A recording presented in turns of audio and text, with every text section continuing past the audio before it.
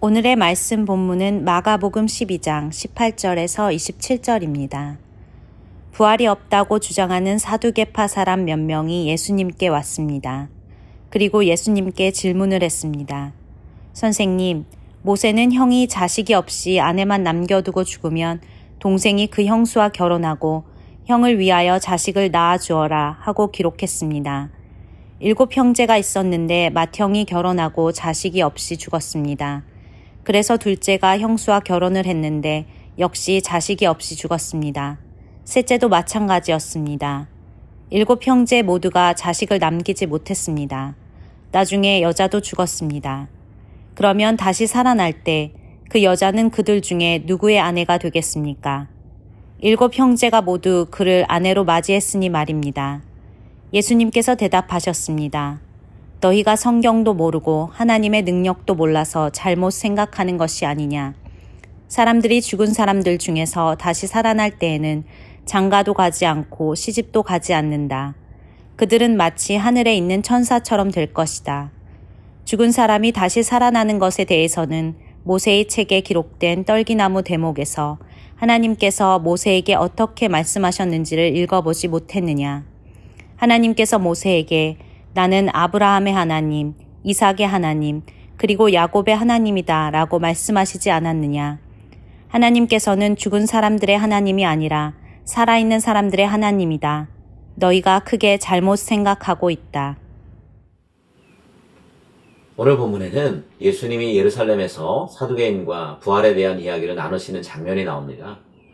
예수님이 사시던 당시 사두개인들은 예루살렘에서 강력한 엘리트 집단을 구성하고 있었는데요. 이들은 최대한 권력을 그들 주변으로 끌어모았습니다. 그렇기 때문에 지금 현재 상황이 변한다는 것, 체제가 전복된다고 하는 급진적인 이야기에 굉장히 경계와 의심의 눈초리를 보내는데요. 사두개인들이 바리새인들과는 다르게 부활에 관한 가르침을 반대했던 이유도 여기에 있습니다.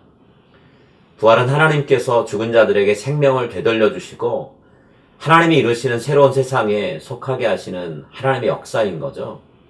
만약 그 일이 벌어진다면 지금 눈에 보이는 세계 전체가 머리부터 발끝까지 전부 변하게 됩니다. 그때가 됐을 때 현재 권력을 잡고 있는 사람들이 새로운 세상에서도 권력을 유지할 수 있다는 보장이 없죠. 오히려 예수님이 자주 말씀하신 것처럼 첫째가 꼴찌되고 꼴찌가 첫째가 될 가능성이 아주 많습니다. 사람들이 그런 내용을 믿기 시작하면 그 이후에 무슨 일이 벌어질지 모르죠. 그래서 사두개인들은 부활에 대한 이야기를 최대한 헐뜯기 시작을 했습니다. 이들이 당시에 사용한 방법은요, 현대인들이 자신들에게 두려움을 일으키는 어떤 주장을 만났을 때 그 주장을 무너뜨리려고 사용하는 방법과 비슷했습니다. 사두개인들은 부활에 대한 주장이 얼마나 어리석은지 보여주기 위해서 말도 안 되는 이야기를 일부러 꾸며냈던 거죠. 그것이 오늘 본문에 나오는 7 남편을 가진 여인의 이야기입니다. 자식을 얻지 못하고 남편이 죽었습니다. 그때마다 그 여인의 남편의 동생들에 의해서 결혼을 또 하게 되는데요. 율법에 따라 형수와 결혼했지만 그 남편들 역시 자녀가 없이 여인만 남겨두고 떠났습니다. 그렇게 모든 형제와 결혼했지만 자식이 없이 모두 다 죽었습니다. 그러면 부활하는 때 이 여인은 누구의 아내가 될까요? 예수님이 이 질문을 받으시고 사두개인들에게 저들이 부활과 관련해서 무엇을 놓치고 있는지를 말씀해 주셨는데요. 첫 번째는 저들은 부활을 일으키는 하나님의 능력과 비전을 제대로 이해하지 못했다는 사실입니다. 여러분, 부활은 단순히 결혼하고 아이를 낳는 지금 현재의 삶으로 돌아오는 게 아니죠. 하나님이 이루실 새로운 세상에서 죽은 자 가운데서 다시 살아난 사람들은요, 천사와 같이 됩니다. 다시 말해 그들은 결혼할 필요가 없죠. 왜냐하면 더 이상 하나님 나라에는 죽음이 없습니다. 또 아이를 낳을 필요가 없어요. 물론 이 말이 즐겁고 친밀한 인간관계가 더 이상은 천국에서 존재하지 않는다, 그런 의미 아닙니다.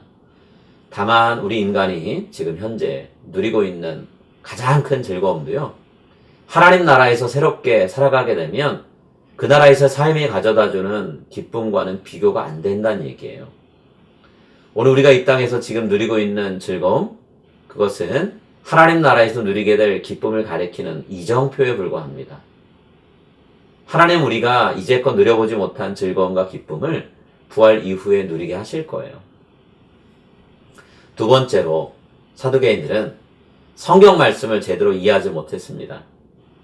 이 오해를 풀기 위해 예수님이 모세오경을 근거로 설명을 하시는데요.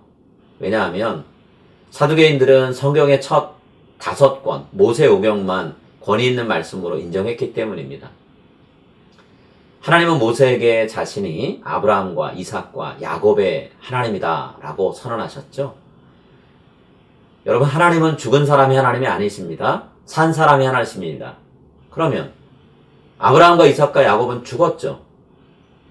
그러면 이미 죽은 상태에서 그들이 되살아났다는 건가요? 하나님과 지금 살아서 함께 살고 있다는 얘기인가요? 그렇지 않죠. 그들은 아직은 새로운 육체를 얻고 살아나지 않았습니다. 부활하지 못했어요. 그렇다고 하나님이 이루실 새로운 나라에 벌써 들어간 것인가? 그렇지도 않습니다. 하나님 나라는 아직 오지 않았어요.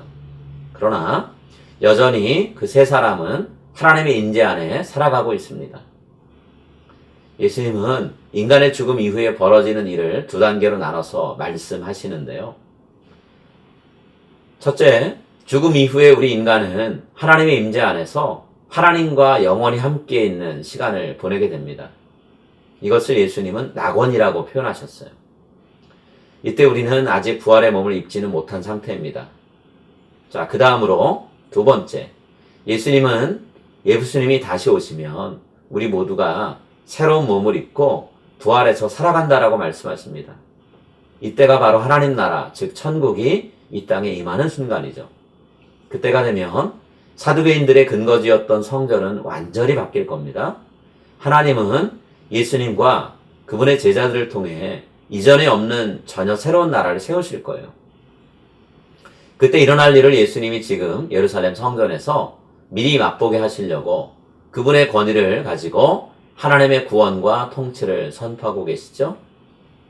수많은 이적과 치유를 일으키신 이유가 여기에 있습니다.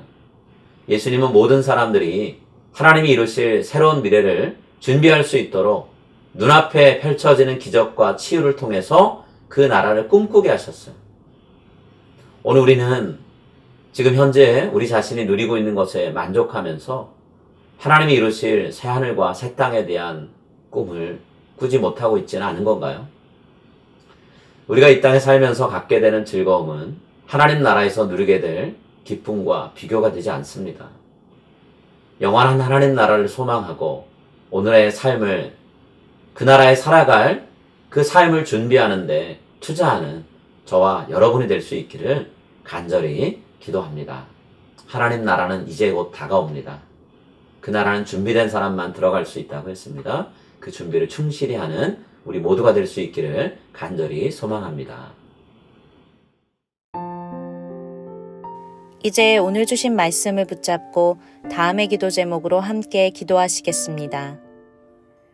이 땅에서 허락된 삶이 끝나도 영원히 하나님의 임재 안에서 평안과 안식을 누릴 수 있다는 귀한 약속을 믿고 두려움과 불안이 아닌 감사로 매일을 살게 하소서.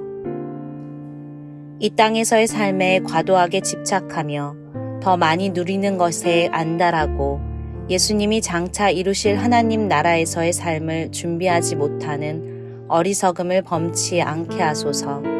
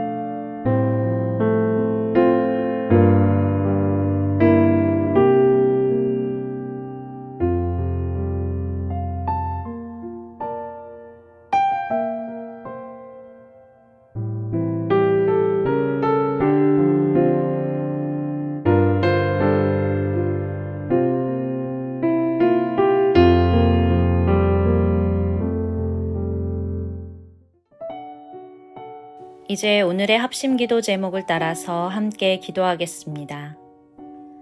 부자와 빈자의 삶의 격차가 해소될 수 있도록 서로 돌아보며 나누는 문화가 정착되게 하소서. 피부색, 인종, 민족, 성별, 나이 등 다양한 이유로 생겨나는 차별과 폭력이 근절되게 하소서. 자국의 국익을 위해 대립하는 강대국들의 관계가 개선되고 그 힘을 약소국을 돕는 데 사용하게 하소서.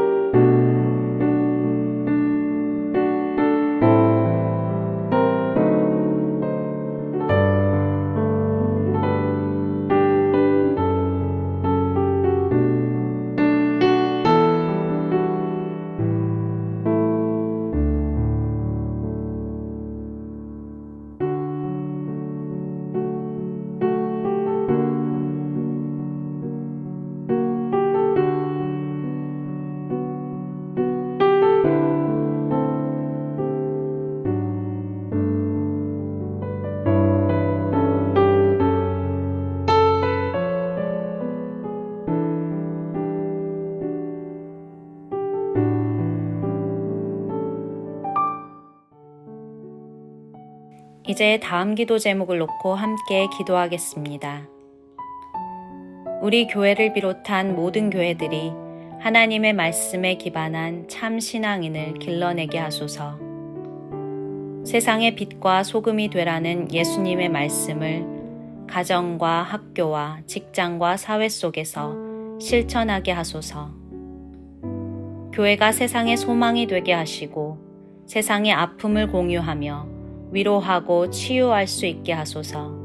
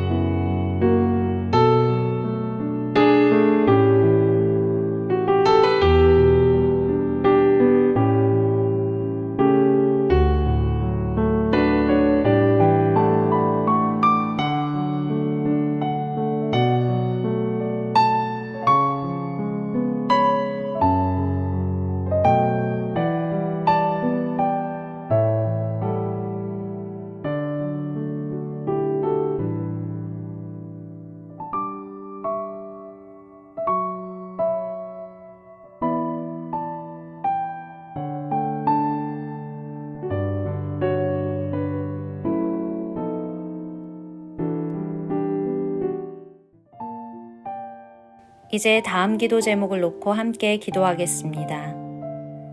예배를 섬기는 봉사자들이 매 순간 기쁜 마음으로 섬기게 하시고 현장 예배가 잘 준비되게 하소서. 50일 기도회를 통해 말씀의 은혜를 받고 기도 중에 하나님의 위로와 일하심을 경험하게 하소서. 기도회 자리마다 함께 부르짖어 기도할 사람들이 늘어날 수 있게 뜨거운 기도의 영을 부어주소서.